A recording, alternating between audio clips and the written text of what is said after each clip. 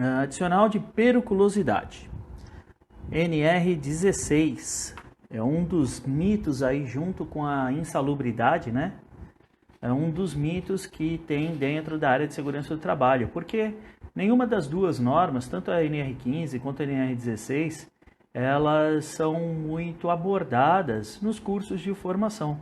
Tanto do técnico, tecnólogo, a pós-graduação em engenharia de segurança é a mesma coisa, tá? Então, são coisas que você tem que estudar muito e adquirir prática com o exercício da norma, com a aplicação dela no dia a dia, ao longo da sua carreira. Então, a nossa ideia aqui é facilitar para você o entendimento da norma, tá ok? Então, o que é periculosidade, que trata a NR16? Periculosidade se diz da atividade periculosa. Periculosidade é tudo que traz risco à vida, tá? Então as atividades periculosas são aquelas que trazem risco à vida, diferente das atividades insalubres, que são atividades que causam danos à saúde do trabalhador, ou podem causar danos à saúde do trabalhador, né? As atividades periculosas são as atividades que trazem risco ou podem trazer risco à vida do trabalhador. O conceito é um pouquinho diferente da insalubridade. A periculosidade, ela percebe um adicional de 30% sobre o salário base. Então aí já entra uma das grandes diferenças para a insalubridade. A insalubridade é salário mínimo e a periculosidade é o salário base da pessoa, aquilo que está na carteira de trabalho dela, tá? Então é 30% sobre este salário base. Existe uma questão jurídica sobre isso, tá certo? Existe um entendimento de que as duas deveriam ser salário base, não ter essa judicial, questão para o advogado tratar, não do profissional de segurança, tá ok?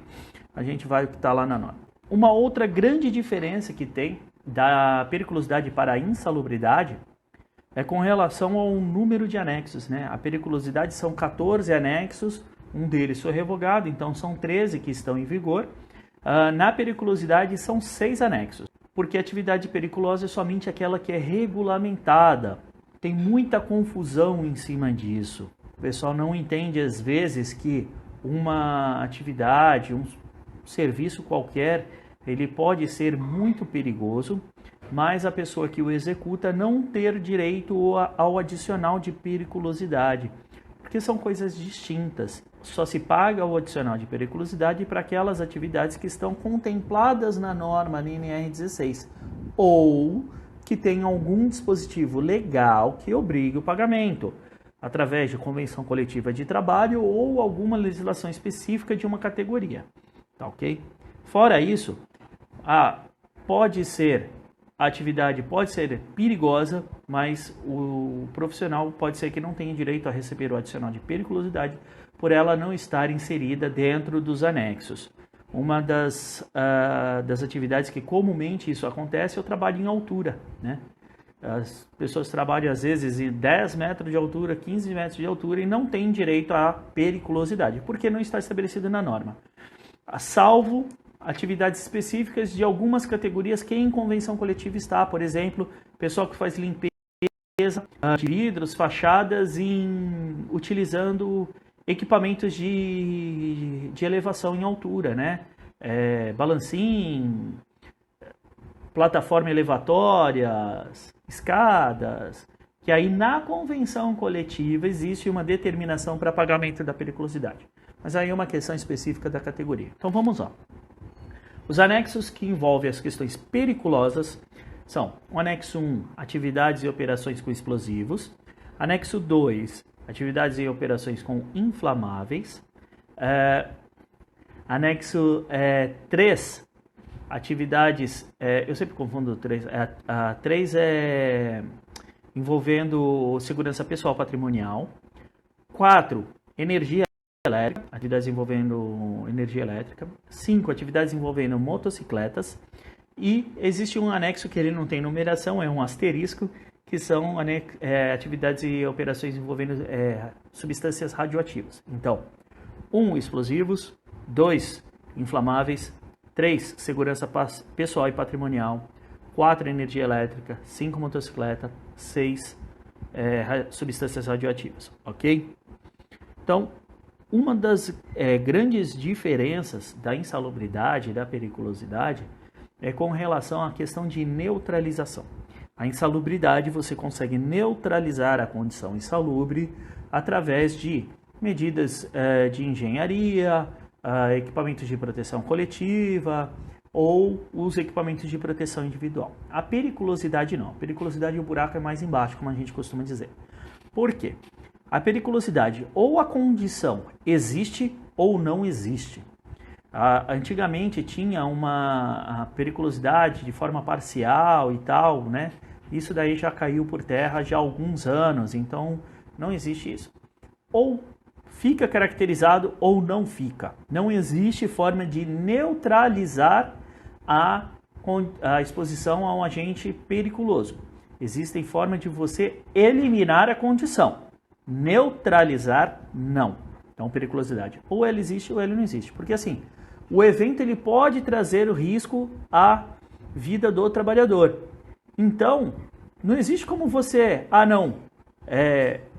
traz o risco, mas ele está neutralizado. Não, ou ele causa risco à vida ou ele não causa. Então, o conceito é um pouquinho diferente, tá? Então, a criação do adicional de periculosidade seguiu a mesma lógica do adicional de insalubridade, é uma compensação pela exposição à vida do trabalhador. Então, é uma compensação financeira que os trabalhadores recebem em função da exposição à sua vida. Quer dizer que o cara que está exposto a um agente periculoso ou um local periculoso, ele tem risco imediato de morte? Não necessariamente. É uma forma de proteção do trabalhador em função de algo que não pode ser plenamente controlado. Ok? Então, eu mesmo trabalhei há alguns anos recebendo periculosidade em função das atividades que eu realizava e nunca passei por nenhuma situação de risco de morte dentro do ambiente de trabalho, tá? Então, é uma compensação, só que ela existe ou não existe, tá? Então, a gente tem 6 agentes que podem ensejar o pagamento do adicional de periculosidade. E como que eu considero se a pessoa teve a exposição ou não teve a exposição? Como é que eu considero isso? A gente tem algumas coisas importantes a verificar durante a avaliação de uma condição periculosa, que são os chamados conceitos de exposição ao risco. Como que essa exposição ao risco acontecia? Nós tínhamos dentro dos ordenamentos legais uma portaria, que era a portaria número 3311 de 89, que ela trazia, né, no seu texto as condições específicas para a caracterização da periculosidade. Então, quando você tinha uma exposição habitual e permanente, habitual e intermitente, eventual, dentro desta portaria estava descrito os tempos de exposição diária do trabalhador, o que ficava caracterizado. Então, se ele ficava exposto a mais de 300 minutos, a exposição era habitual e permanente. Até 300 minutos, intermitente. De tantos minutos a tantos minutos, eventual. Então, a portaria ela trazia isso de forma bem nítida, tá? Essa portaria ela foi revogada e no lugar dela não entrou nada. Ficou um vácuo legal, que a gente chama, né? Porque não existe nenhum ordenamento jurídico que determine esses tempos. O que entrou no lugar foi a súmula 364 do Tribunal Superior do Trabalho, que ela diz que as atividades realizadas em condições de risco de forma permanente ou intermitente são caracterizadas como periculosas e é indevido o pagamento do adicional para as atividades que são realizadas de forma eventual, condicionado ao fortuito, ou seja, que acontecem por acaso, ou aquelas que ocorrem em tempo extremamente reduzido. Só que não existe nenhum lugar dizendo o que é habitual permanente, habitual intermitente, eventual, tempo extremamente reduzido. Por isso que a gente costuma dizer que ficou um vácuo legal, porque não existe essa definição em nenhum outro lugar. Na portaria 3311 de 89 tinha, em função do tempo, ficava definido o que era cada um desses, né? E então a análise da periculosidade ela acabou se tornando uma análise um pouco subjetiva. Por quê? Depende do entendimento do profissional que está realizando a análise, o que é as condições de exposição de risco para caracterizar ou não uma atividade como periculosa em função da súmula. Tá? Então, eu desenvolvi, junto com alguns parceiros e colegas de trabalho, né, outros engenheiros, meu grande mentor, Carlos Araújo, alguns conceitos relacionados a isso. De forma rápida eu vou colocar aqui para vocês, né? Atividade habitual. Habitual é aquilo que faz parte da rotina da pessoa, tá? Então, se está dentro das atividades realizadas pela pessoa, está dentro da sua descrição de cargo, faz parte das atribuições da pessoa, aquilo lá a gente pode considerar como sendo habitual. A questão do hábito, ele tem duas variáveis, ou ele é permanente ou ele é intermitente. Então o hábito permanente é aquele que é realizado de forma constante, praticamente todos os dias, durante pelo menos algum período da jornada de trabalho ou durante toda a jornada de trabalho, né? E a gente tem o hábito intermitente, que é aquele que tem um período de tempo para acontecer. Então, a exposição ocorre de tempos em tempos, eles podem ser definidos de forma exata, então a cada 30 dias exatamente ocorre a exposição, a cada 15 dias, ou ele pode ter uma intermitência não homogênea, né? Uma intermitência de forma aleatória. Ele ocorre daqui a 10 dias, depois vai ocorrer daqui a 15 dias, depois 30 dias, porém, é sabido que vai ocorrer. Então não é algo que está condicionado ao acaso, ao fortuito, né? Para você poder considerar como eventual. Pô, aí não, mas esse conceito é bastante restritivo. Sim, é. O cara só tem exposição a cada 45 dias, ainda assim é habitual intermitente? No meu entendimento, sim, é habitual intermitente. Porque apesar de ter uma distância de 45 dias para que tenha aquela exposição que coloque em risco a sua vida, está definido dentro das suas atribuições aquela atividade. Então, a intermitência é longa, mas a certeza de que ela vai acontecer é certa. Então, fica caracterizado no meu entendimento. Existem colegas que têm entendimentos diferentes, ok? E aí entra a questão do eventual. O eventual, para mim, né, e esse grupo de pessoas cujo eu discuti essas questões já há alguns anos e chegamos a este entendimento, o eventual é realmente aquilo que está condicionado ao fortuito, ao acaso. Ou seja, não faz parte da atribuição da pessoa, não está na sua descrição de cargo, nada. Ela aconteceu, aquela exposição, por uma necessidade pontual ou um simples acaso, né? A pessoa teve que passar por um determinado local em função de uma interdição e esse local onde ela passou tinha caracterizado ali uma condição periculosa. Então, é uma condição esporádica. Então, isto, no meu entendimento, é eventual, tá? E a gente ainda tem o tempo extremamente reduzido. Tempo extremamente reduzido, para mim, é aquele tempo, aquela fração de segundo, cujo a pessoa ficou exposta a uma condição periculosa. Então, tem uma área de risco determinada, por exemplo, por um tanque de GLP, e a pessoa passou ali na calçada, na frente do tanque, uma vez, e essa distância está inferior a 3 metros, que é o que determina a norma, e passou durante uma vez, num período de trabalho, porque ela não sabia que não podia passar por ali. Isso é o tempo extremamente reduzido. Então ela passou dentro de uma área muito rapidamente, uma fração de segundo, onde ela não parou, não teve uma exposição direta realmente ao agente. Então, no meu entendimento, a periculosidade por tempo extremamente reduzido fica caracterizado por isso. É a exposição que ocorre de forma pontual e por uma fração de segundos. Eventual aquilo que está condicionado ao fortuito, ou seja, é algo aleatório, completamente fora da curva, fora das atividades, não está na precisão de cargo, não está dentro das atribuições.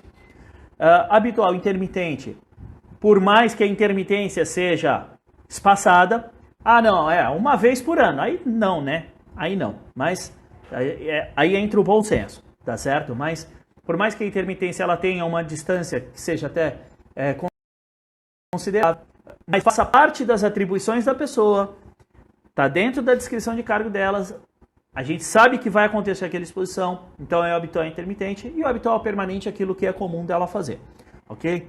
Então esses são os conceitos de exposição de risco. Por que é importante a gente estabelecer esses conceitos de exposição de risco?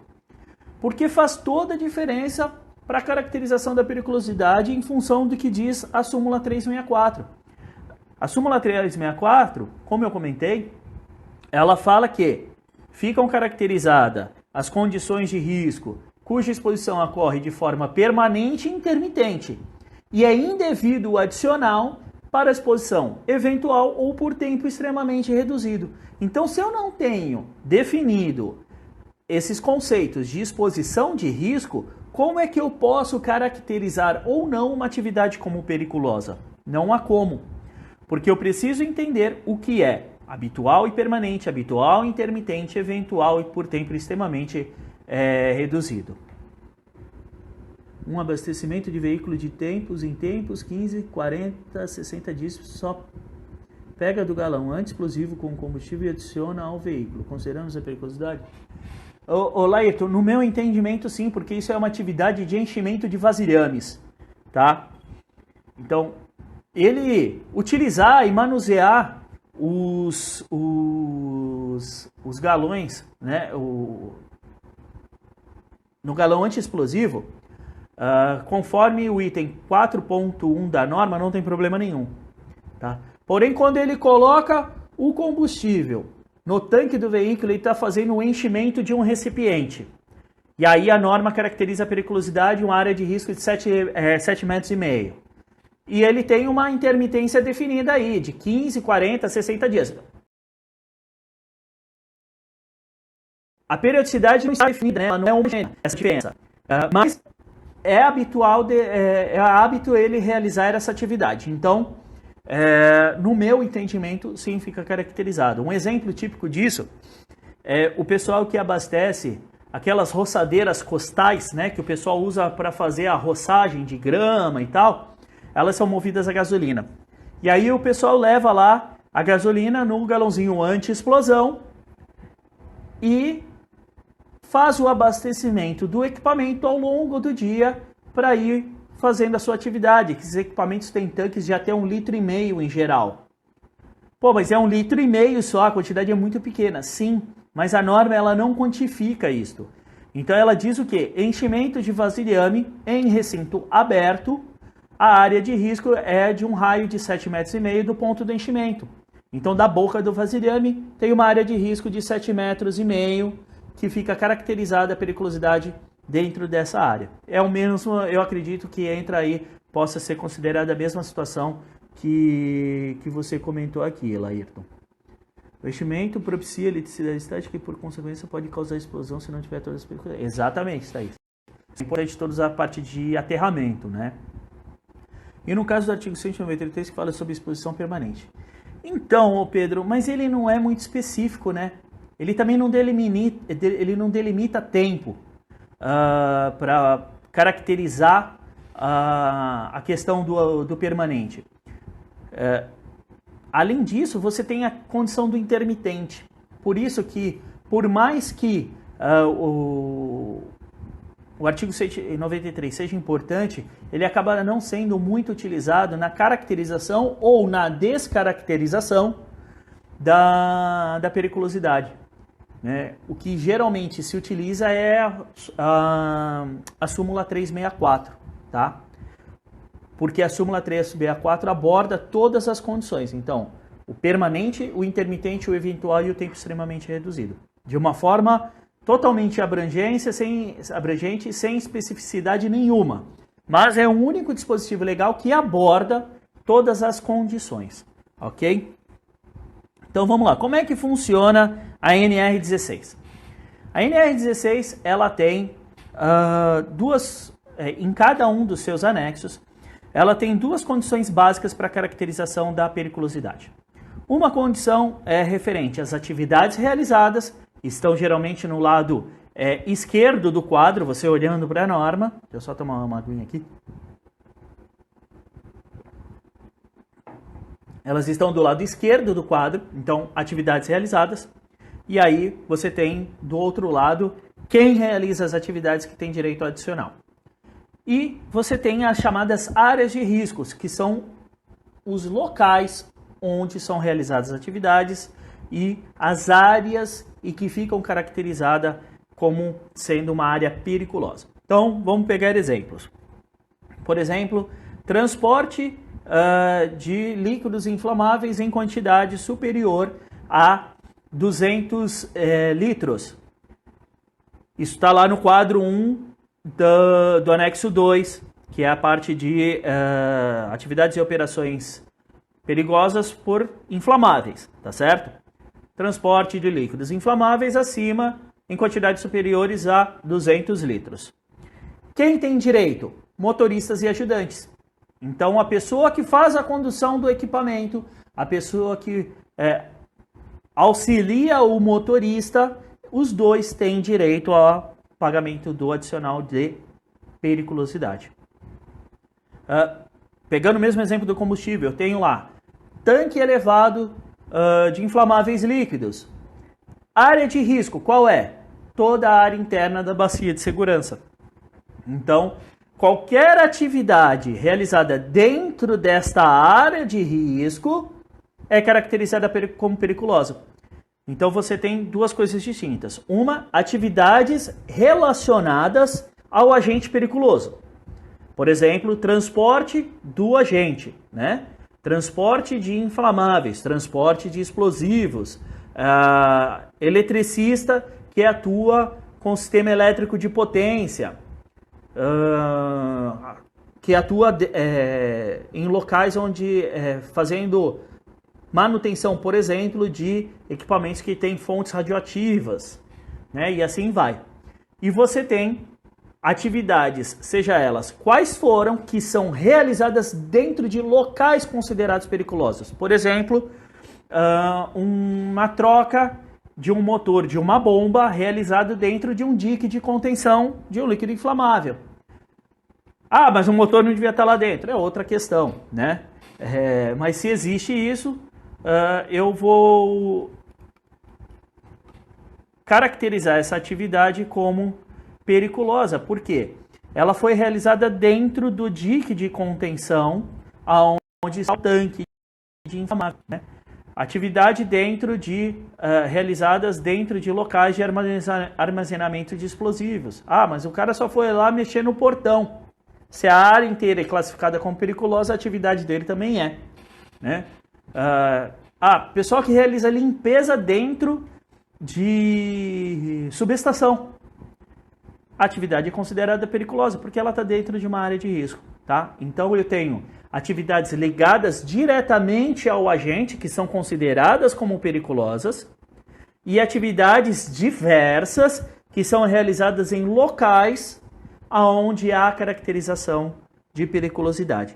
Então, é muito importante a gente sempre entender, quando a gente vai fazer uma análise de periculosidade, qual é a atividade realizada, quais são os agentes envolvidos e o local onde é realizada essa atividade, o local onde são armazenados esses agentes, ok?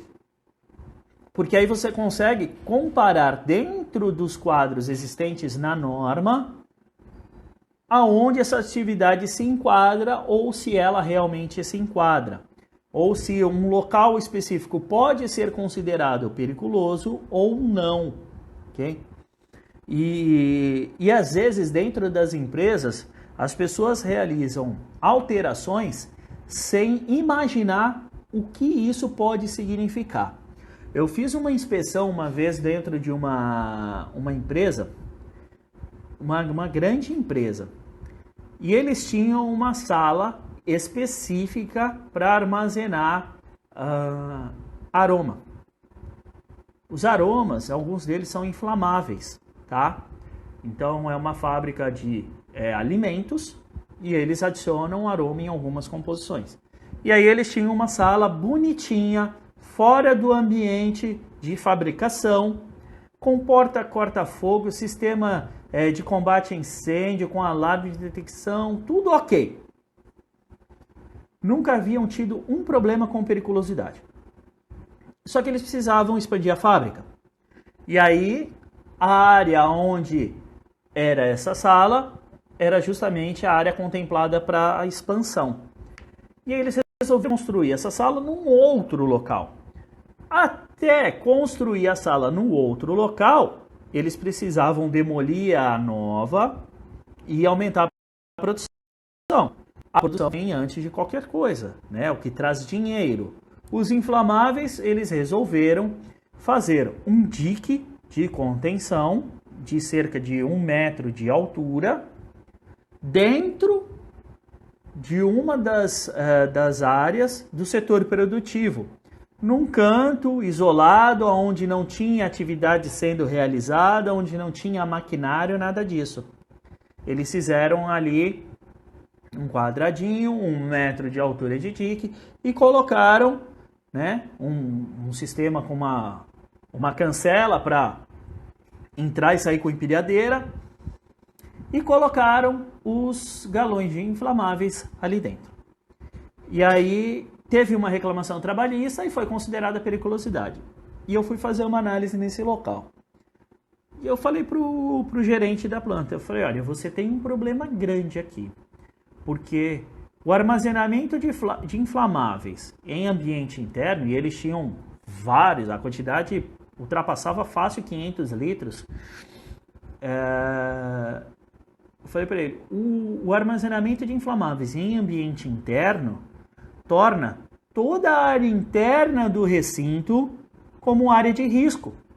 Então, todo mundo que trabalha no prédio da produção inteira, em todos o ambiente, que são interligados, estão expostos a uma condição periculosa e podem requerer o adicional.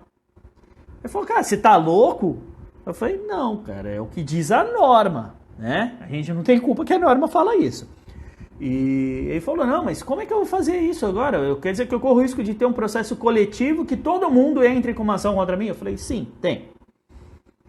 E aí o que eles fizeram? Pararam a obra de expansão da fábrica para construir a sala de inflamáveis fora do ambiente e colocar essas substâncias inflamáveis dentro da sala adequada. Depois de um tempo, me ligaram pedindo para eu acompanhar uma perícia lá e tal. 2 trabalhadores que trabalhavam na produção entraram pedindo periculosidade e aí o perito questionou, né, sobre essa questão, porque corre a boca pequena, isso daí nos ambientes é normal, de que ali dentro tinha ficado armazenado substâncias inflamáveis. O advogado dos reclamantes pediu a periculosidade durante todo o período de trabalho, porém essa condição tinha permanecido durante 5 meses apenas. E aí a gente conseguiu demonstrar para o perito que a condição foi eliminada porque os inflamáveis foram tirados daquele ambiente e colocados no ambiente apropriado que as pessoas não tinham acesso. Aquelas pessoas que estavam fazendo a reclamação não tinham acesso. Então, a condição de risco foi eliminada. E aí o perito caracterizou a periculosidade de forma correta durante apenas 5 meses, que foi o período em que a condição existiu. Então, a periculosidade ela tem essa característica. A condição somente existe enquanto a exposição somente existe enquanto a condição periculosa existir. Uma vez eliminada a condição, cessa o direito ao adicional. Tá ok? Então, é muito importante ter isso em mente. Atividades realizadas, equipamentos, desculpa, deu uma travada aqui. As atividades realizadas, os equipamentos, os produtos utilizados nas atividades e os locais onde essas atividades são realizadas e a área de risco gerada por esses locais, ok? Então é muito importante você sempre analisar o contexto dessa forma. O Pedro está colocando, e o porteiro que não tem o abastecimento como atribuição, mas faz quando o frentista está ocupado. Recebe. Se ficar comprovado, ô Pedro, de que não é uma atribuição dele, mas é um hábito ele fazer porque a empresa exige que ele faça, não é que não é uma atribuição, acaba sendo uma atribuição dele, não está dentro da descrição. dos cargos dele, né? Mas se ele sempre rende o frentista quando o frentista está ocupado ou falta ou está no seu horário de almoço, acaba virando uma atribuição dele. Então, uma das atribuições dele é auxiliar o frentista quando o frentista está ocupado. Não é oficialmente, mas é extraoficialmente. Então, ele tem direito ao adicional. Tá? A questão do abastecimento, na norma é bem clara, atividade de abastecimento de equipamentos dá direito ao adicional ao frentista. Né? Então, é o papel que ele faz, acaba sendo de frentista. Então, fica caracterizado sim nesse caso, o Pedro, e facilmente caracterizado. É só ele comprovar de que sempre que o cara estava ocupado, ele iria ajudar a realizar a atividade. Então, não é parte da atribuição formal, mas é uma atribuição informal dele, que ele realiza de forma habitual e intermitente. Então, não é sempre, em períodos espaçados, não tem uma periodicidade definida, mas é um hábito de isto ocorrer, ok?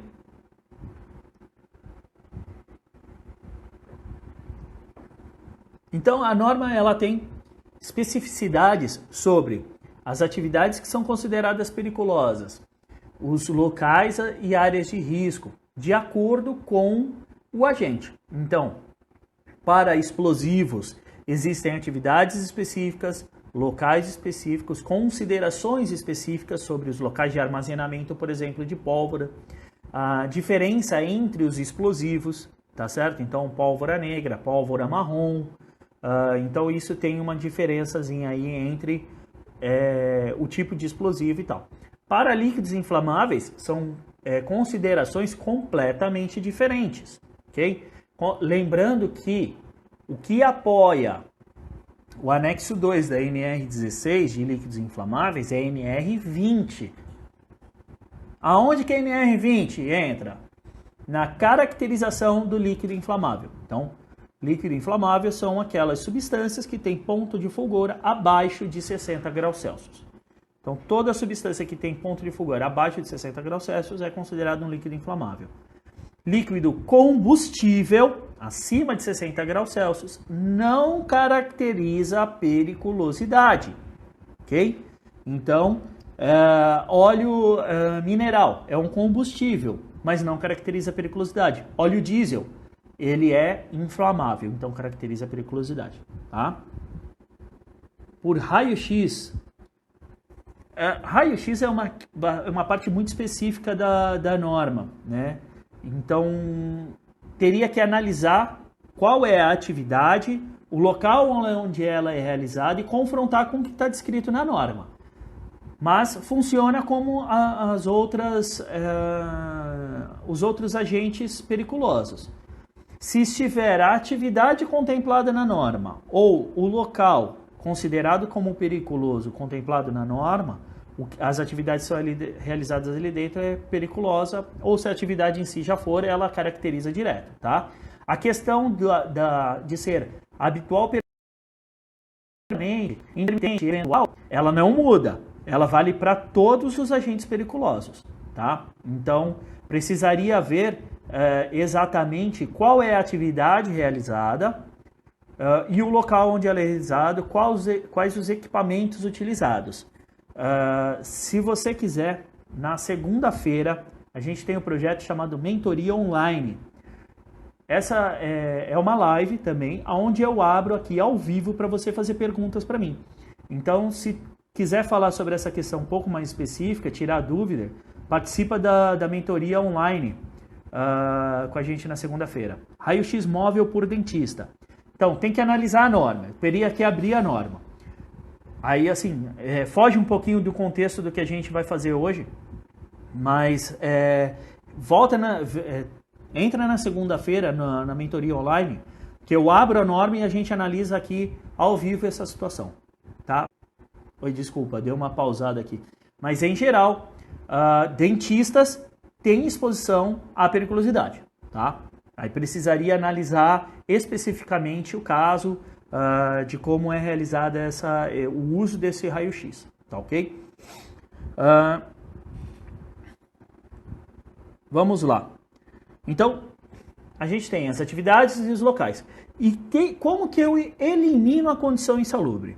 A NR16 ela é muito clara nisso em determinar o seguinte: é de responsabilidade do empregador a delimitação das áreas de risco, com identificação dos locais e a dupla infalível, treinamento e fiscalização. Essa dupla é infalível para tudo, gente. Insalubridade, periculosidade, tudo. Você faz treinamento e fiscalização, é meio caminho andado para você conseguir comprovar de que as atividades que tu implanta elas são efetivas, tá? Mas, muito importante, delimitação da área de risco. Tá? Então, se eu tenho uma área de abastecimento de empilhadeiras, por exemplo, eu tenho que delimitar aonde que os equipamentos têm que ser deixados, até onde o operador da empilhadeira pode levar o equipamento. E normalmente eu deixo uma pessoa para fazer o abastecimento da empilhadeira. Aí eu pago a periculosidade para esse camarada. Os demais ficam aguardando numa área distante, mais de 15 metros, onde eles vão deixar os equipamentos e eles vão receber os equipamentos. Não sai dali. Assim você consegue controlar o ambiente. Então a forma de você eliminar a condição periculosa é controlando o ambiente.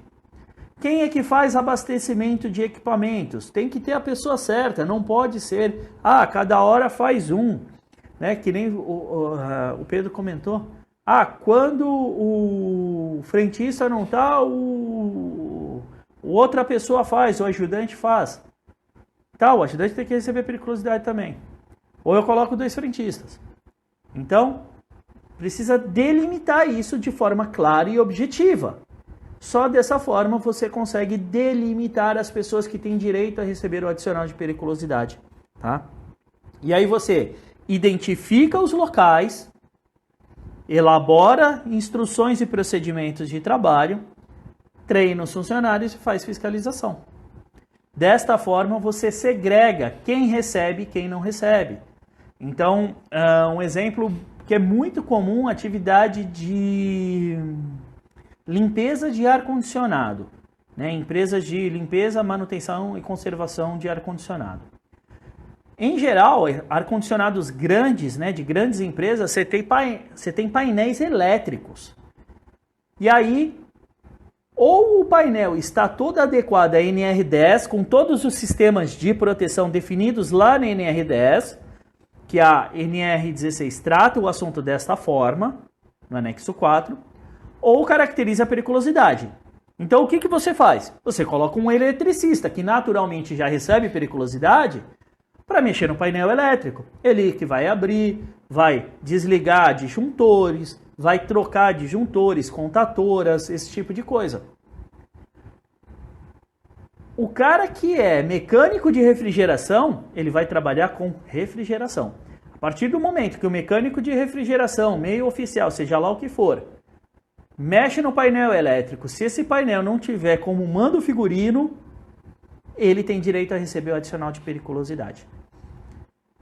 Mas eu vou ter 2 eletricistas, eu já tenho um, vou ter que ter mais um só por causa disso? Não precisa, é só pagar periculosidade para os outros. Aí você vê o que sai mais barato. Né? A questão a periculosidade é simples assim. Ou você tem, ou você não tem. E a forma de você não ter é você delimitar. Delimitar áreas, delimitar atividades, delimitar operações. Quem faz o quê? Sem improviso. Sem esqueminha, né?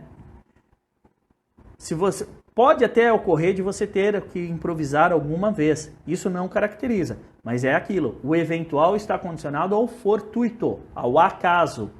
O acaso não ocorre toda hora. E se ele mexer por conta própria, desde que você comprove de que ele mexe por conta própria, é azar dele. Agora, se você não toma nenhuma medida de proteção, Pedro, para evitar que mexa, aí a empresa fica, ela fica aberta a ter que pagar esse pagamento, tá? Ela fica suscetível ao pagamento. Porque existe uma coisa, principalmente a eletricidade, que fala energização acidental. Então, você não pode permitir que a pessoa tenha condição de mexer por conta própria, né? Então, salas elétricas têm que ficar trancadas com cadeado, a chave em poder de eletricistas, sistemas de abastecimento, quando eles podem ser fechados, fazê-los fechados através de portões e a chave em poder da pessoa responsável pelo abastecimento, né? Locais de armazenamento de substâncias inflamáveis, explosivas, da mesma forma. Então, você tem que comprovar que ele fazia por conta própria, que a empresa não tinha conhecimento e que ninguém pedia para ele fazer isso, e o que ele fazia não trazia nenhum ganho para a empresa, né? Eu participei de uma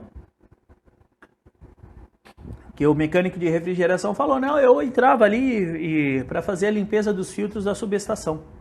Falou, pô, mas quem faz isso é o pessoal da empresa contratada, né? Não são os nossos mecânicos que fazem isso. Isso durante a perícia, né? O supervisor de manutenção falou, não, mas não é o nosso mecânico que faz isso, é o pessoal da empresa contratada.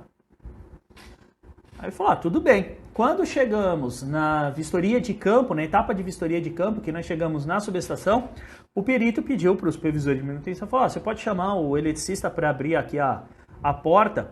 O reclamante me saca um molho de chave e fala, não precisa, eu tenho a chave. Aí ele pegou e abriu a porta.